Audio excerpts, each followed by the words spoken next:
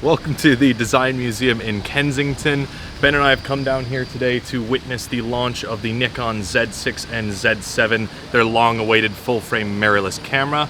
We're not really sure what to expect today. We have been told that we may not be able to use some of the sample imagery because these might not be final production models, but we'll let you know more about that a little bit later.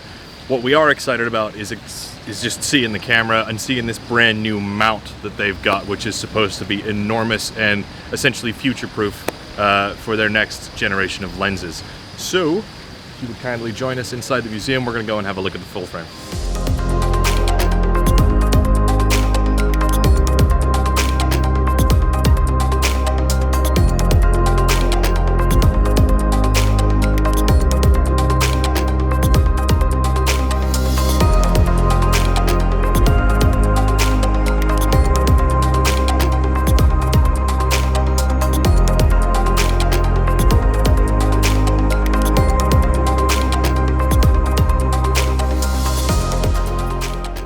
Welcome to the post-Nikon presentation lunch and, I don't know, meet and greet kind of thing.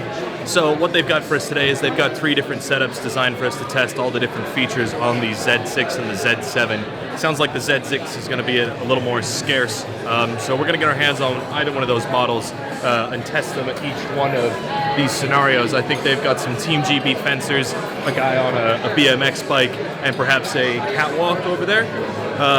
It's great. I always enjoy coming to Nikon events because the food and the beverages are on point. But yeah, I think the thing about today is the main problem that well, it's not a problem, but we're not going to be able to use any of the sample imagery from today from these cameras as they are pre-production models. Nikon want to make sure that they get the best images possible out, so I think we're going to have to do a second review sometime later after today, but we will give you the top-down sort of specs of the camera, what to expect, and give you an idea of what the lens roadmap for the future looks like. They've definitely future-proofed this camera. The Z mount is enormous, which means that they're preparing for a whole new generation of lenses. It sounds like a pretty incredible plan, really, and we're really looking forward to getting to grips with this thing. So I've got the Z7 with the 24-70. These two are going to come paired as a kit, and what I'm going to do is I'm going to shoot these guys over here who are going to be simulating a catwalk for me. 45 megapixel sensor, and apparently the 24-70 is, I mean, this is not a standard kit lens. This is a pretty serious lens considering it comes with the camera. Yeah, let's have a look, see how it performs. Again, I can't show you any sample imagery, but hopefully you're going to love it. Just stood here testing the camera on these guys. I think what I'll do next is I'll sort of test the resolution of the camera, you know, flick to zoom in kind of thing, but thus far the autofocus, it doesn't miss a beat, and lighting in here is not exactly phenomenal. Very impressed. So this is the perfect setup for testing frames per second. Guy's pretty agile. I was about to say it again, the Z7 shoots 12 frames per second and the Z6 shoots 9 frames per second. The Z7 and the Z6, they do in-camera slow-mo. The video specs on this camera are, they're actually really great. You get 10-bit HDMI recording in N-Log, I think, you know, 4K UHD and full HD up to 120p, which is exactly what you want. The camera is everything that we were looking for Nikon to do. They have matched and maybe even surpassed Sony in the sense that they've offered us an even larger lens mount now with the Z mount, future-proofing their camera. Though we all know that Sony have the G-Master lenses and they've sort of done that as well. So I just got a little bit excited. He just ran away with the Z6. But these the cameras are a great size. Something I'm super stoked about though, this is the fabled 500mm 5.6. It only weighs 1.4, I think it's 1.4 something kilograms. It's super light. I mean, all of that range in this tiny body, along with the you know, the Z6 or the Z7, that's going to be such a weapon to have out in the field. I mean, look at this thing. That's 500mm. It's incredibly small. Really looking forward to trying this out later. So it's nice to have some respite from the chaos that is happening in that room. The D850 launch, they kind of spread us all over the place. In this one, they've got us all in one place. So we have no idea whether or not you'll be able to hear anything that I've already said while we were in there. So I'm just gonna go down the list and let you know exactly what we've learned today, because I think the most important thing about being at these launch events is the fact that I bring you the information that we've been given as soon as possible.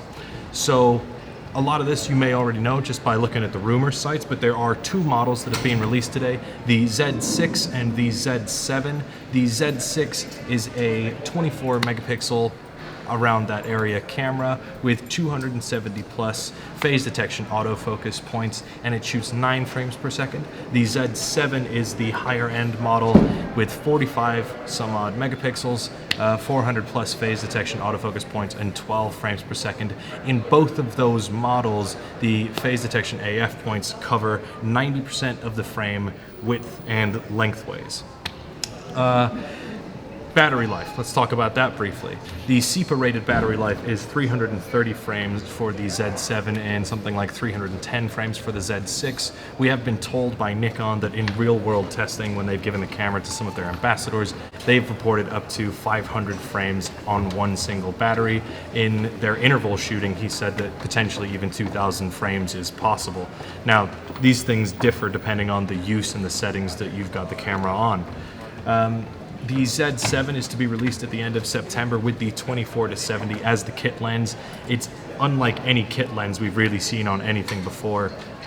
It's very impressive in terms of, it's just not your average kit lens. It's a constant f4 aperture, 24-70, and it has that Z mount, which is enormous, by the way. We're really happy.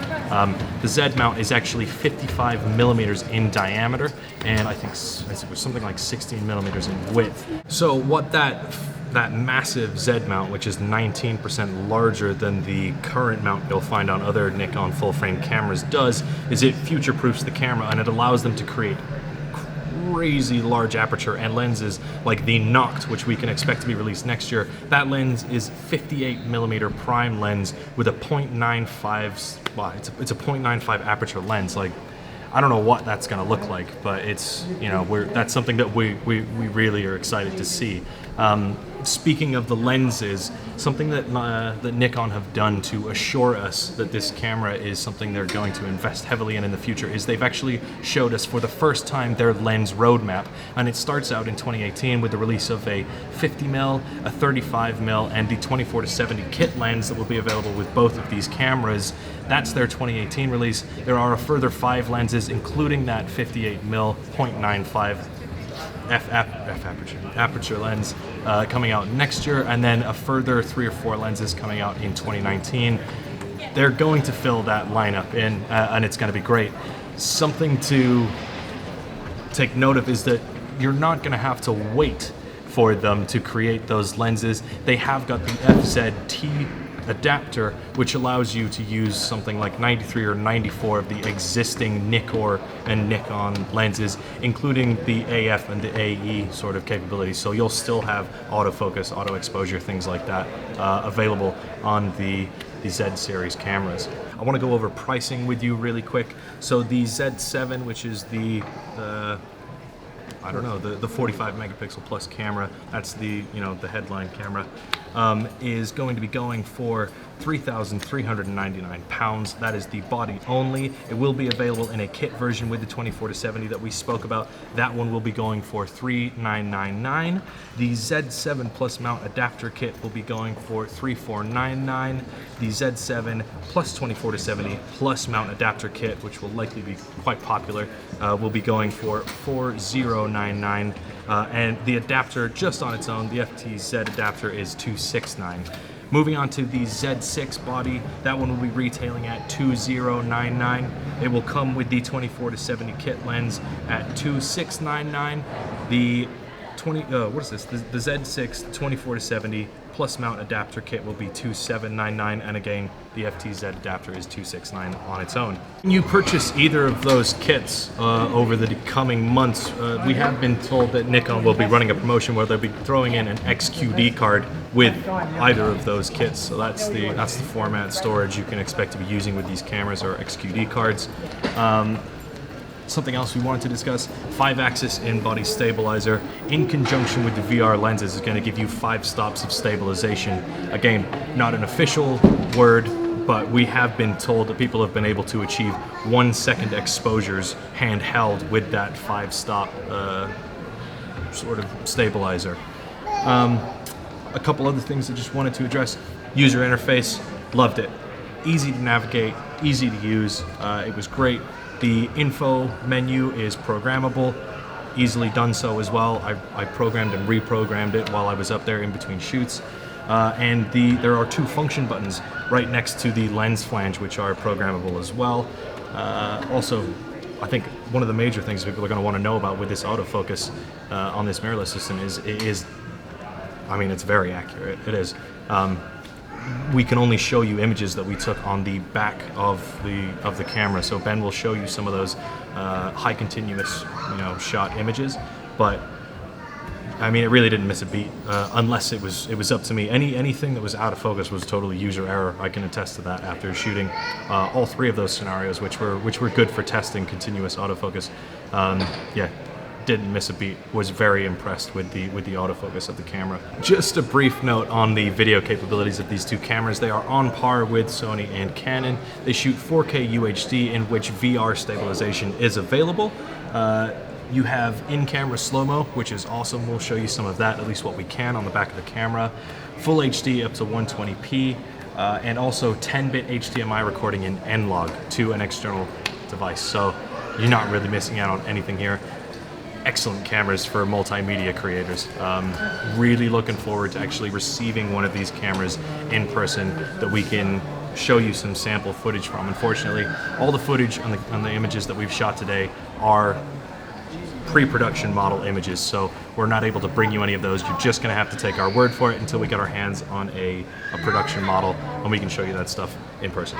So that was our day with Nikon at the Design Museum here in Kensington. Thanks for inviting us along. For more information on the Z6 and the Z7, please check out our website. I may have misspoken at some point during today about the specific and precise details of the specifications of this camera, so please do check out the listings for the real deal.